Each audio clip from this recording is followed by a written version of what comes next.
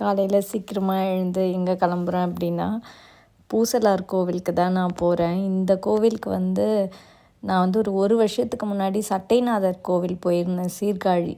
அப்போ என் மனசுக்கு இந்த பூசலார் கோவில் போகணும் அப்படின்னு எனக்கு தோணுச்சு.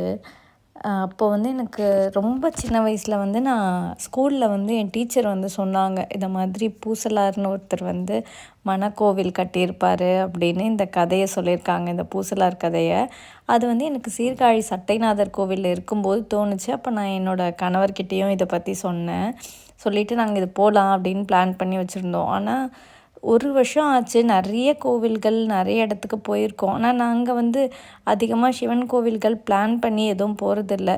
போகிற வழியில் பார்த்தோன்னா ஃபேமஸான கோவிலாக இருக்கும், நிறைய பேருக்கு தெரிஞ்சதாக இருக்கும். ஆனால் பிளான் இல்லாமல் போயிட்டு பார்த்துட்டு வர மாதிரி தான் நிறைய கோவில்கள் இருந்துச்சு.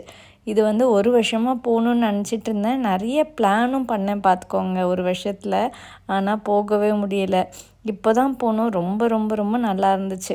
நார்மலாக கொஞ்ச நாளாக நாங்கள் இந்த தேவார திருவாசக பாடல்கள் திருமுறைகள்லாம் பாடிட்டுருக்கோம். அதனால நாங்கள் இப்போ கோவிலுக்கு போகும்போதும் அதெல்லாம் பாடிட்டு கொஞ்ச நேரம் நல்லா பீஸ்ஃபுல்லாக இருந்துட்டு தான் வருவோம். அன்னைக்கு டேவும் அப்படி தான் போச்சு. ரொம்ப நல்லா இருந்துச்சு. ரொம்ப சந்தோஷமாக ஹாப்பியாக வந்தோம்.